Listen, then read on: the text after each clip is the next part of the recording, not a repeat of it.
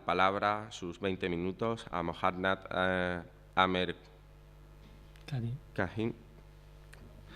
Y bueno, él nos va, un título muy largo, transliterado del árabe, va a hablar de los manuscritos aljamiados de Zaragoza, en este caso. Creo que está más o menos resumido sobre Al-Garay. ¿De acuerdo? Tienes la palabra, muchas gracias. Vale, gracias. Muchas gracias por la presentación. Doy las gracias a Casa Árabe y a la Escuela de Traductores por darme la oportunidad de participar de este simposio y conocer más. Presentamos en este foro una obra andalusí que se tenía por perdida. El Kitab Gharaib al-Nukhab fi Raghaib al-Shu'ab, es decir, el libro de las cosas extraordinarias selectas sobre la amenidad de las sectas. Su único testimonio se halla en el manuscrito 88 del Fondo Oriental de la Biblioteca Angélica de Roma, apenas conocido y catalogado de manera incompleta, pues no se da cuenta en dichas catalogaciones de la presencia de glosas en aljamiado ni se identifica a su autor. Dicho autor fue un sufí de origen malagueño llamado Muhammad bin Ahmed bin Abd-Rahman al-Ansari al-Sahili, que nació en el año 1279 y falleció en el 1353. Como ya señalara Ibn al-Khatib en su Ihata, y como se recoge en la más actualizada de sus biografías, la elaborada por Martínez el Enamorado y por Rida Butchar. Aunque Ibn Khatib solo menciona el lugar donde murió, Málaga, se sabe que fue ahí también donde nació, pues en el año 1258 su abuelo procedente de Granada se había instalado en la Sharqía malecitana, donde había nacido su padre Mohammed, estudiado por Velázquez Basanta. De su biografía destacaremos que en compañía de su padre, nuestro autor realizó un viaje al Magreb, donde fue recibido por un grupo de fesíes. Algunos eran de procedencia andalusí y de ellos recibió una suma de dinero que fue destinada a la construcción de una madrasa y varias mezquitas en Málaga. Ello convirtió a Sahili en uno de los personajes más célebres en la Málaga del 14, llegando incluso a merecer los elogios del poeta de Ibn Jayab. Durante los últimos 19 años de su vida, ejerció de imán en la mezquita mayor de Málaga, donde lo encontró Ibn Battuta en el año 1351, 2 años antes de su muerte. De la relevancia de este autor son testimonios sus 11 obras, de las que solo se conocía su título, excepto de la Bughat al-Salik fi Ashraf al-Masalik, su tratado más famoso, compuesto entre 1319 y 1334. De esta obra, que cuenta incluso con 2 ediciones recientes, se conservan en torno a 20 copias manuscritas en bibliotecas como de Túnez, Rabat, El Cairo, Tetuán y París, lo que da idea de su difusión. Salvo de su título, citado por algunos autores, no se conocía ningún testimonio del Gharaib al-Nukhab fi Raghaib al-Shu'ab. Además de estas referencias, tenemos la de Ibn Hajar, quien ofrece este título pero de forma incompleta. En época más moderna, Miguel Casiri se limita a citar en árabe el título de la obra. Como se ve en la imagen, en el prólogo el autor cuenta cómo en los comienzos del año 736, es decir, 1335, mientras comentaba la obra de Jami' al-Sahih del Bukhari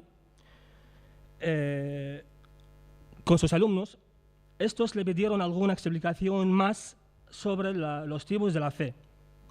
Esta referencia cronológica permite datar la composición de la obra en este año o poco después.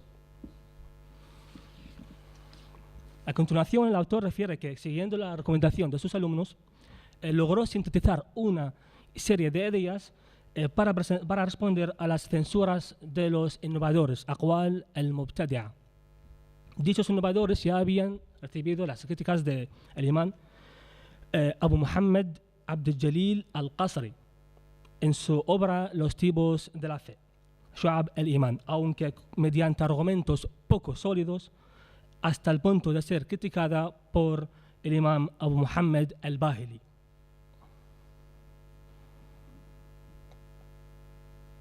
Por último, el Sahili, nuestro autor Sahili, tras intitular su tratado, enumera sus tres partes, el Sawabiq, el Maqasid y el Lawahiq, y hace mención de algunos capítulos. No nos detendremos en la descripción del contenido de la obra ni en la relación de sus 41 capítulos, dada la existencia de un minucioso índice elaborado por Giuseppe Asemani a mediados del 18, el manuscrito 88 bis, que hemos editado recientemente.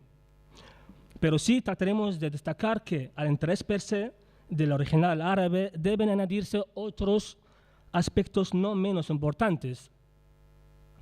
En primer lugar, que en el mismo colofón figuran datos interesantes en torno al copista y la fecha de la copia. El manuscrito fue copiado por un mudéjar de nombre Ali bin Ahmed al-Sahrawi, hijo del imán Khatib al-Jama'a de la mezquita de Orrea al-Shalonía, es decir, Orrea de Jalón en Zaragoza, el cual señala la fecha de su copia, el 24 de mayo del año 916, es decir, 1510. Hablaremos ahora de su procedencia, la procedencia de la obra.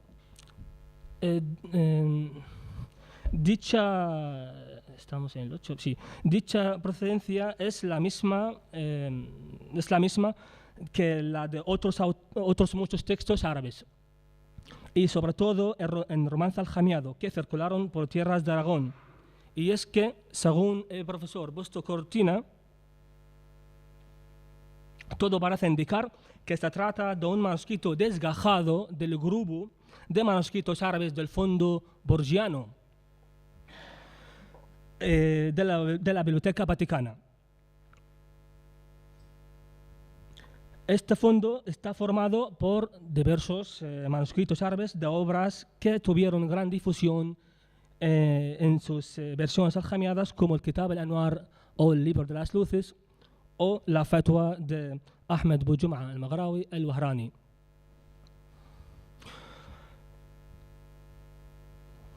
No es posible detenerse en un complejo itinerario seguido por este grupo de códices. Algunos de ellos proceden de los hallados en Pastrana en 1622, cuyo hallazgo conocemos a través de la descripción de Dobilio. Estos manuscritos pasaron a la biblioteca del conde duque de Olivares.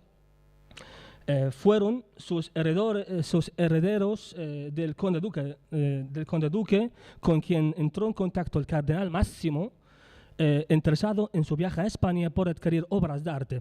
Los códices pasaron a la muerte del cardenal a la biblioteca de Borganda Fide, un grupo de Borganda Fide, donde permanecieron hasta su traslado a la Vaticana en 1902. Sin embargo, sabemos que a mediados del 18, cuando Asemani trabajaba para Borganda Fide, un grupo de manuscritos de Ghazali y de Mística Sufir salieron de su biblioteca y no fueron devueltos hasta principios del 19. Parece ser que el manuscrito de Sahili nunca fue retornado. sino que fue a parar de nuevo a la biblioteca familiar de los Máximos, comprada por el Estado italiano para integrarse en la Biblioteca Angelica.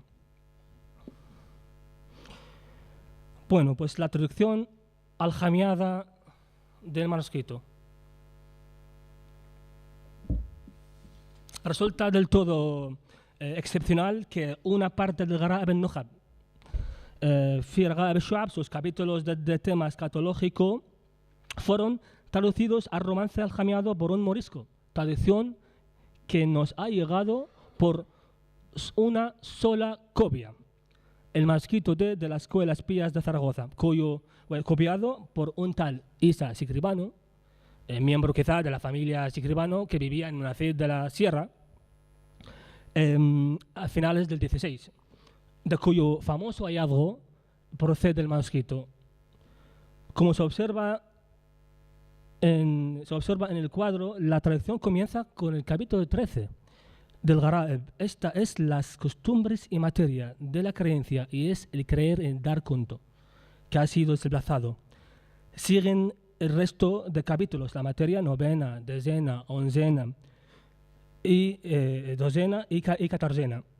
No se sigue, por tanto, una numeración del todo correlativa y además la materia novena y la materia decena se repiten al final del manuscrito, aunque con los títulos ligeramente cambiados, claro. Entre estas dos versiones median diferencias significativas que hacen suponer dos traducciones independientes. La primera versión, la del fragmento inicial, es más literal y con más errores, pues hay algún caso de omisio ex homoioteleutum. Frente a la del fragmento desplazado, no resulta descartable la existencia de otras copias perdidas y así parece sugerirlo la lectura asuyente del fragmento inicial que parece lectio facilior por y asuyito a, lo que supone que el copista leía sobre otro texto aljamiado.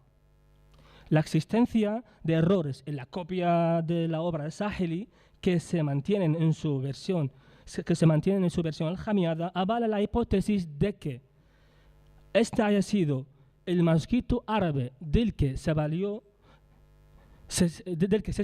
sirviese el traductor morisco.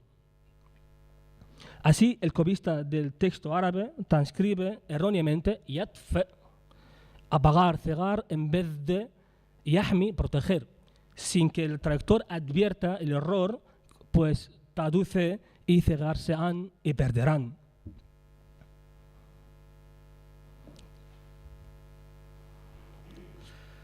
Trataremos de demostrar por sus glosas aljamiadas que el manuscrito 88 fue la copia que siguió el traductor morisco.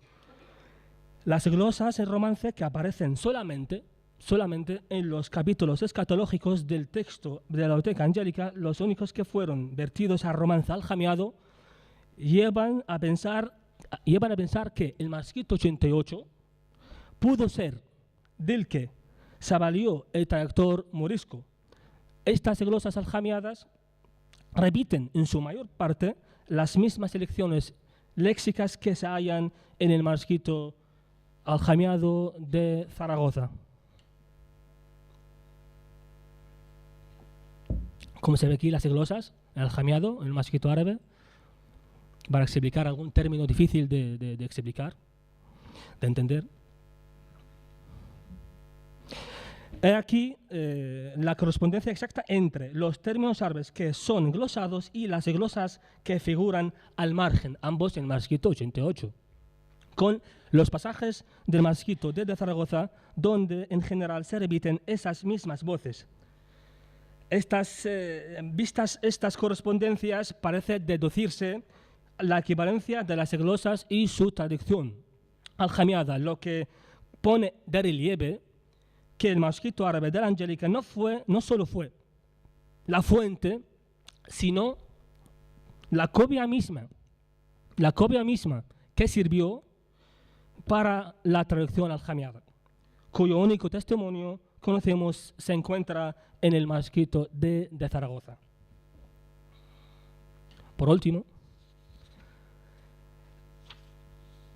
trataremos el interés lingüístico de las dos traducciones.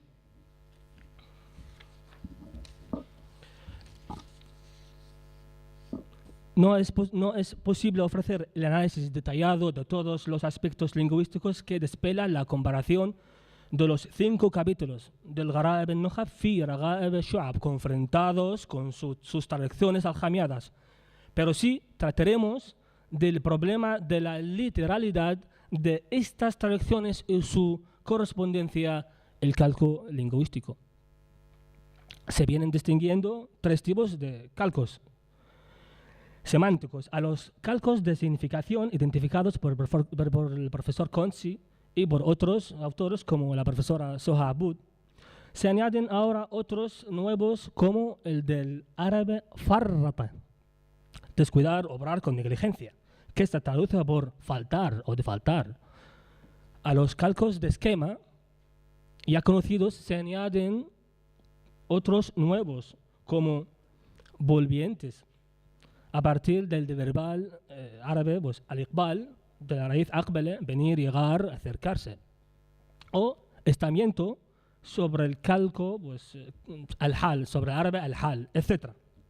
Asimismo, a los de coincidencia léxica se suman nuevos ejemplos como enfermedad, como del verbal, enfermedad, con el valor de desgracia sobre el árabe illa, entre otros muchos.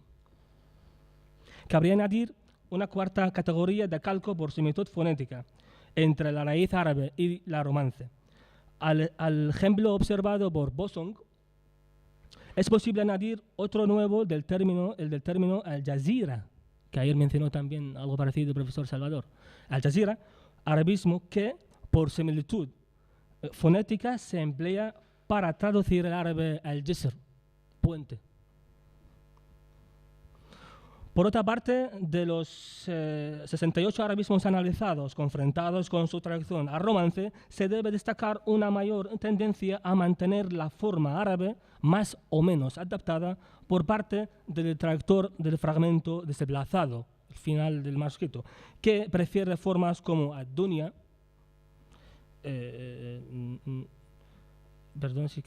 al-dunya, formas como al-dunya, sunna, muslim, hadith, etc. Frente al traductor del fragmento inicial, que emplea el romance, mundo, historia, creencia, razón, etc. Es necesario también destacar aquellos arabismos que no se hayan documentados en otros manuscritos aljamiados. Hay nuevos arabismos que aportamos aquí, como por ejemplo el hayrado, un nuevo arabismo que no figura en otros textos aljamiados y que, como la voz hayranen de la que proceda, significa desconcertado, o como al-halas, Josiba, Ajbud-Dembi, al-Aqimet o al-Mani.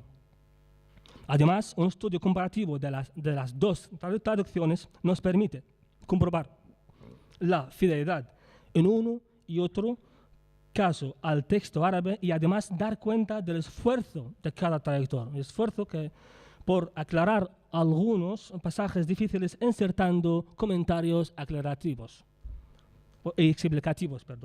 El objetivo de la traducción contenida en el fragmento desplazado puede ser el corregir y mejorar el texto inicial, completando la traducción de este en aquellos pasajes que no fueron traducidos. Sin embargo, la introducción de elementos aclaratorios también puede darse en la traducción del fragmento inicial. Además, el traductor del fragmento desplazado más apegado a la lengua árabe y que emplea más arabismos, mantiene a veces el texto en árabe de las citas coránicas, la mantiene en árabe. Sin embargo, hay que destacar el dominio del árabe por parte de ambos traductores. Así, el traductor del fragmento inicial, que lo fue también de los capítulos siguientes, fue capaz de advertir del error de la copia del manuscrito 88, donde se lee Na'mati, forma aberrante, por Na'mati, que este traductor supo corregir poniendo de mis gracias.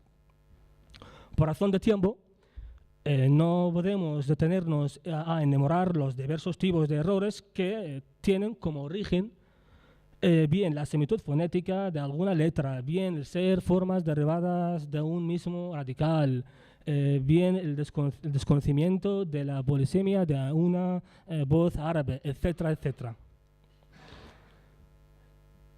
En definitiva, debemos concluir que el trabajo aquí presentado da a conocer una obra que se creía perdida de un místico de gran importancia de la Málaga del 14. La edición que estamos preparando de este nuevo texto habrá de contribuir, sin duda, a un mayor conocimiento del sufismo en el Andalus. Además, siendo este el testimonio directo del que se valió un traductor morisco, 2 traductores en 2 de sus capítulos, para elaborar una miscelánea aljamiada de contenido escatológico. Su valor cobra aún más importancia al unir 2 realidades muy diferentes, la del Islam andalusí y su prolongación en época morisca. Por medio de sus glosas romances, el manuscrito de la Angélica llevado a Italia con el fondo borgiano manifiesta, al igual que estos, su vinculación con la literatura aljamiada, pues es muy verosímil que todos ellos procedan del hallazgo morisco de Pastrana. El recorrido desde el lugar de su copia, Orrea de Jalón en Zaragoza, a partir de la cual se elaboró una traducción cuyo único testimonio lo representa el manuscrito de Zaragoza, copiado en el entorno del Monacid, pone de manifiesto el proceso de transmisión de estos textos mediante los cuales los alfaquíes moriscos lograron establecer redes de difusión de la doctrina islámica. Además, la posibilidad de contar con el original árabe del texto aljamiado permite afrontar el estudio de la traducción sobre bases sólidas, mediante los métodos más clásicos, basados en el estudio de los cálculos y de los arabismos, junto a otros más actuales que toman como modelo el análisis de errores. Hemos tratado de evaluar el trabajo de los 2 traductores y hemos destacado la superioridad del traductor del texto desplazado al final del manuscrito. Nuestro trabajo aporta nuevos conocimientos en torno a una de tantas misceláneas aljamiadas formadas por capítulos desgajados de obras árabes, muchas de las cuales aún se desconocen. Al indagar en dichas fuentes, no es imposible, como es en mi caso, llegar a encontrar o descubrir fuentes árabes que, como el Gharaib, ayudan a completar el nunca del todo conocido mundo literario en el Andalus. Muchas gracias.